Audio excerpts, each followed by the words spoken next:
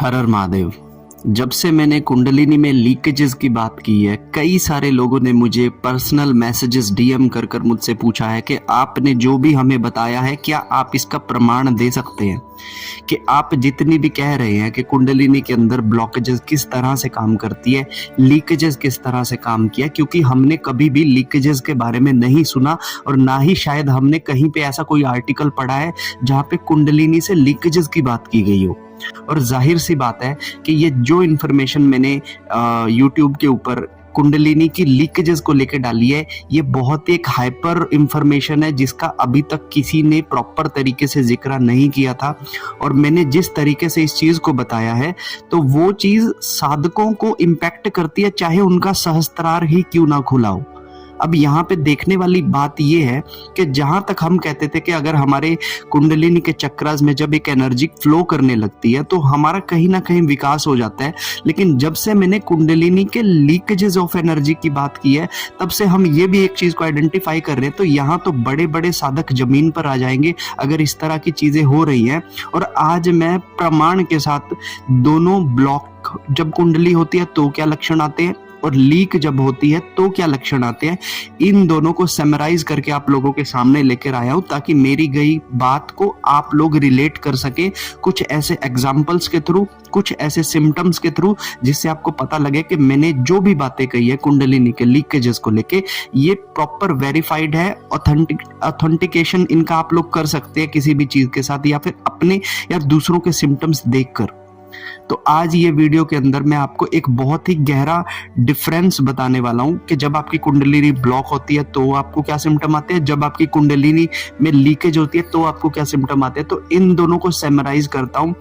ये वीडियो बहुत हद तक नॉलेज देगा उन सभी तमाम लोगों को जो पूजाएं पाठ आराधनाएं करते हैं, जो अपनी थर्ड आई पर वर्क करते हैं, जो अपनी कुंडलिनी को एक्टिवेट करने के पीछे घूमते हैं, या फिर जिनको सही ज्ञान ना होने के कारण अपनी कुंडलिनी को सही तरीके से कैसे एक्टिवेट करने पता नहीं लगा पा रहे, उन लोगों के लिए। ठीक है, तो अगर आप मेरे वीडियो पर नए हैं तो मेरी वीडियो अगर आपको अच्छी लगे तो इसे लाइक कर लेना। अगर आपका कोई भी प्रश्न हो तो आप मुझे फिर से डीएम कर सकते हैं या फिर मुझे कमेंट कर कर बता सकते हैं। और अपने साधक मित्रों के साथ ये जानकारी बहुत अच्छे से शेयर करना ताकि उनको भी पता लगे, ताकि उनकी जब तक साधनाओं के अंदर भी ये वीडियो उनकी हेल्प कर सके। मैं सबसे पहले आज इस वीडियो की शुरुआत करता हूं ना, उसमें मैं आपको बता देता हूं कि हमारे कुंडलिनी के 7 चक्र होते हैं। अब किस चक्र पे ब्लॉक होने पे क्या होगा और लीक होने पे क्या होगा इसके बारे में मैं आपको बताता हूं। ठीक है, सबसे पहला जो मेरा आता है, सबसे पहला जो चक्र आता है जिसे हम कहते हैं रूट चक्र, मतलब के मूलाधार चक्र, हमारा मूल आधार का चक्र, जहां से हम अपनी सुरक्षा को फील करते हैं, सुरक्षा को फील करते हैं और हमारे से रिलेटेड जितनी भी चीजें हैं, हमारे होने का अस्तित्व क्या है, हम फेम वाले व्यक्ति हैं, डिफेम वाले व्यक्ति हैं, हम हीरो है या विलन है, ये चीजें हमारा मूलाधार चक्र पे निर्धारित करता है। हमारे सत्वगण की आत्मा है, हमारी रजगण की आत्मा है, हमारी तमोगण की आत्मा है, ये चीजें हमारी जो है मूलाधार चक्र पे निर्धारित करता है। हमारे मूलाधार चक्र के जो देवता हैं वो है गणेश जी महाराज।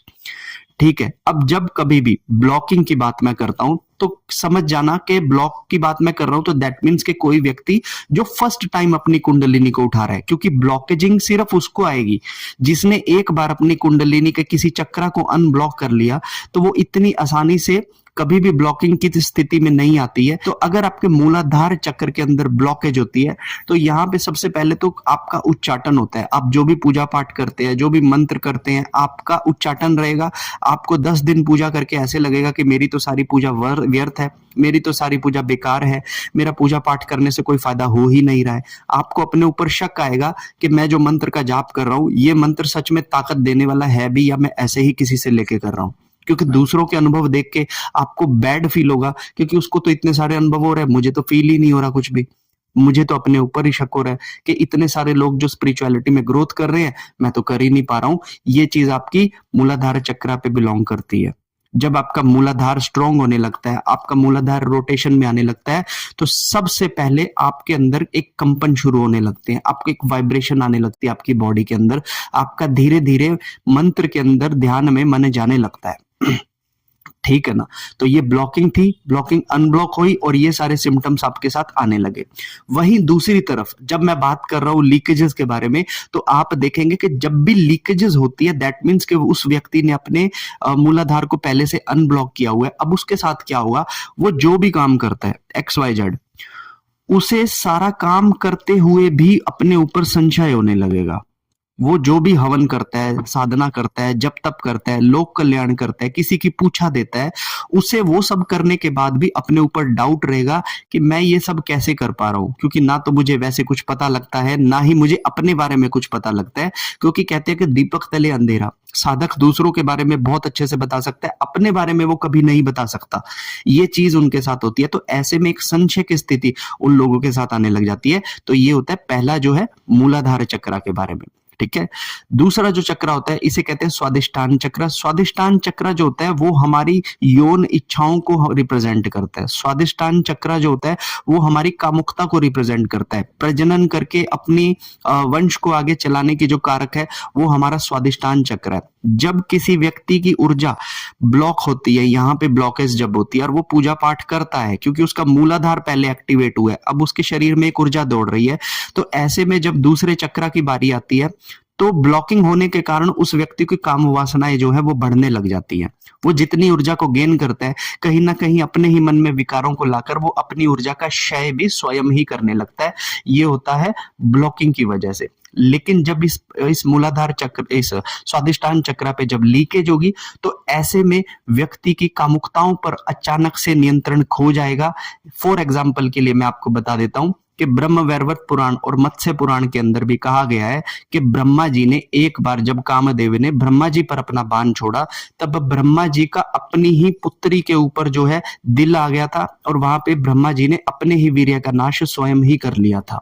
तो कामवश में आकर उनका जो दूसरा चक्र था वहां से लीकेज हो गई थी। अब आप समझ सकते कि ब्रह्मा जी कितनी बड़ी मतलब की शख्सियत है हमारे इस संसार के अंदर, और उनकी तो पूरी कुंडलिनी पूर्ण रूप से जागृत है, लेकिन उसके बावजूद भी उनको काम वासना का, जब कामदेव ने उन पर अपना बाण मारा, ठीक है ना, तो उनकी काम वासनाएं जो है उसमें दूसरे चक्र में छेद हो गया था, जिसकी वजह से वो अपने वीर्य को नहीं बचा सके।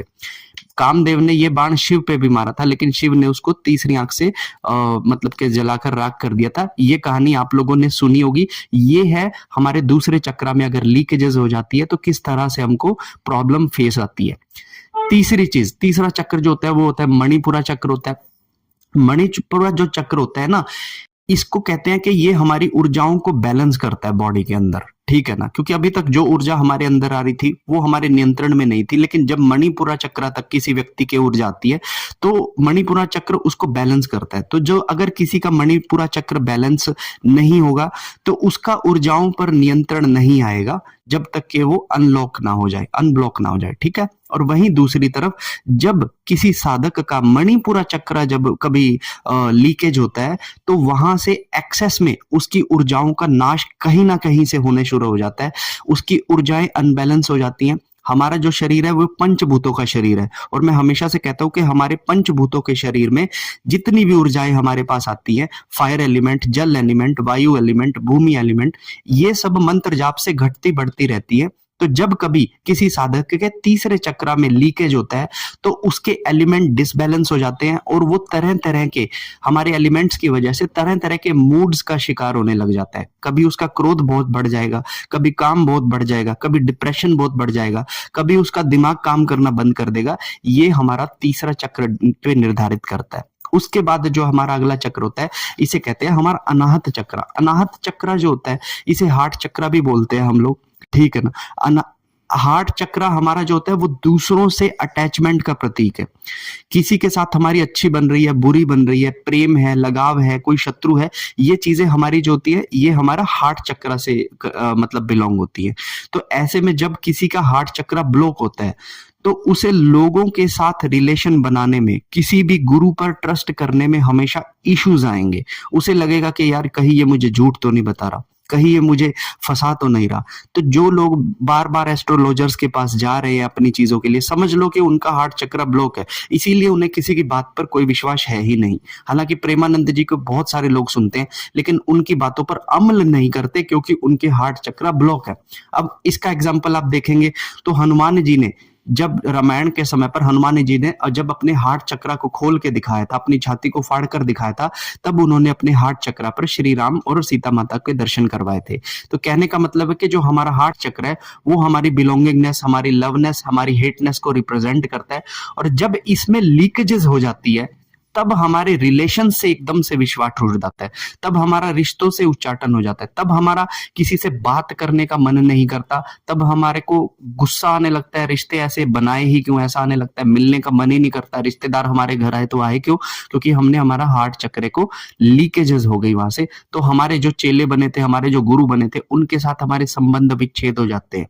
तो जब हमारे हार्ट चक्र से लीकेजेस होती है, इसके बाद जो अगला चक्र होता है जिसे कहते हैं विशुद्धि चक्र, जो हमारा कंठ चक्र बोलते हैं। जब इस कंठ चक्र के अंदर ब्लॉकेजेस होती है, जब कोई नया साधक साधना करता है तो सबसे पहले तो उसको जो कंठ जो होता है उसको ऐसा लगता है कि मेरे गले में कुछ अड़ रहा है, ठीक है ना, उसे सांस लेने में दिक्कत लगती है, गले को बार बार वो अपनी लार को अपने निगलता है, ये ब्लॉकेजेस के कारण हो रहा है। उसका मंत्रों पर नियंत्रण नहीं आता है, उसका अपनी वाक सिद्धि पर नियंत्रण नहीं आता है, उसको किसी भी बात जो पूछा में बोल दी गई है उसके ऊपर नियंत्रण नहीं होता है। लेकिन जब हमारा कंठ चक्र अनब्लॉक हो जाता है तो हमारी वाणी भी सिद्ध होने लगती है, हमारे द्वारा कही गई बात भी सामने वाले को सही लगती है, हमारा मंत्र उच्चारण भी बहुत अच्छा होता है। लेकिन जब किसी साधक का कंठ चक्र से लीकेज होता है तो उसकी वाणी आक्रामक होने लगती है, उसकी दी गई पूछा गलत होने लगती है, उसके अंदर जो विचार वो ट्रांसफर करता है उनकी ताकत खत्म होने लगती है। ऐसे व्यक्ति को अगर किसी डिबेट में बिठा दिया जाए तो वो डिबेट को अपनी तरफ लेने की बजाय अपने आप को डिबेट के खिलाफ ही कर लेगा, क्योंकि उसका कंठ चक्र से लीकेजेस हुई है, अब उसका अपने कंठ पर कोई कंट्रोल नहीं है, ठीक है ना। छठी जो हमारी इंद्रिय होती है जिसे कहते हैं आज्ञा चक्र, आज्ञा चक्र पे जब हमारी ब्लॉकेजेस होती है तो हमको कभी रंग दिख रहे हैं, कभी नहीं दिख रहे, कभी कुछ भी नहीं पता लग रहा है, तो ये ब्लॉकेजेस के कारण होता है। अनब्लॉक होने के बाद हमारी इंट्यूशन पावर जाग जाती है, हमारी इमेजिनरी शक्ति जाग जाती है। लेकिन जब हमारे आज्ञा चक्र से लीकेजेस हो जाती है, जो कि बहुत कम होता है ऐसा, ठीक है ना, तो आज्ञा चक्र से जब लीकेजेस हो जाती है तो हमारा जो इच्छा शक्ति से हम जो चीजें देख सकते हैं ना, उस तरफ हम नहीं देख पाते हैं। यहां से अगर हमारे लीकेजेस होती है तो हम ना चाहते हुए भी गंदी चीजें देखते हैं, जिस चीज को हम नहीं देखना चाहते वही चीज हमारे दिमाग में बार बार आती है। जैसे मैंने कोई गंदी चीज अगर देखी थी तो वही मेरे माइंड में बार बार आएगी, मैं खाना खाऊंगा तो वही चीज मेरे मन में बार बार बनेगी वो इमेज, तो वो गंदे इल्यूजन्स बार बार मेरे आगे घूमते रहेंगे। तो ये ऐसा इस वजह से हो रहा है क्योंकि मेरे आज्ञा चक्र से ब्लॉकेजेस हुई है, लीकेजेस हुई है, ठीक है। सहस्त्रार चक्र के मैं बता देता हूं कि सहस्त्रार चक्र तो वैसे बहुत समय के बाद खुलता है, लेकिन जब सहस्त्रार चक्र हमारा खुलता है तो सहस्त्रार चक्र से कभी लीकेजेस नहीं होती, क्योंकि ये जो चक्र है ये हमारे बॉडी से भी ऊपर चला जाता है, तो यहां से कभी लीकेजेस नहीं होती है। तो सहस्त्रार चक्र के क्या होता है कि जब हमारा सहस्त्रार चक्र खुलता है तो जिस कृपा दृष्टि से ये सहस्त्रार चक्र खुला है वो देवता हमारे सहस्त्रार चक्र के कमल पर विराजित होता है, ठीक है ना। तो अगर इसमें कभी कोई इशू आता है तो हमारे कमल पर जो देवता बैठा है वो उस कमल को छोड़कर जो है वो चला जाता है। और कभी कभी मैंने देखा है कई साधकों के सर पर अभी तक कुछ पॉजिटिविटी बैठी होती, लेकिन आज उनके अगर आप सहस्त्रार चक्र पर देखेंगे तो आपको नेगेटिविटी बैठी हुई दिखती है। तो ये कुछ सिम्टम्स होते हैं कि आपकी कुंडलिनी की ब्लॉकेजेस और लीकेजेस के बारे में। तो आप लोग इन चीजों का प्रमाण ले सकते हैं, आप लोग इन चीजों के सिम्टम्स की पहचान कर सकते हैं। बहुत बड़े बड़े साधक जमीन पर आए हैं, बहुत बड़े बड़े बाबा आज जेल के अंदर हैं, क्योंकि कहीं ना कहीं उन्होंने जो शक्तियां अपनी सिद्धियां अर्जित की थी उनका कहीं ना कहीं से किसी भी कारण से उनकी शक्तियों का लीकेजेस हुआ है, जिससे उनका नियंत्रण अपने आप से खत्म हुआ है, तो उन्होंने अपने आप को सोसाइटी के अंदर भी गिरा लिया है। तो ये है मेरी लीकेजेस की डेफिनेशन हर एक चक्र के हिसाब से। अब इन चीजों को रिकवर कैसे करते हैं ये मैं आपको अगली वीडियो में जस्ट बताने वाला हूं, आप लोग उस वीडियो के लिए भी बने रहिएगा। अगर इस वीडियो को आपको अच्छी लगी हो तो आप इसे लाइक कीजिएगा, अपने दोस्तों के साथ शेयर कीजिएगा, चैनल पर नए हैं तो मेरे चैनल को सब्सक्राइब कीजिएगा, और अगर आपका कोई क्वेश्चन हो तो मुझे कमेंट करके जरूर बताइएगा। तब तक के लिए हर हर महादेव, जय माता दी।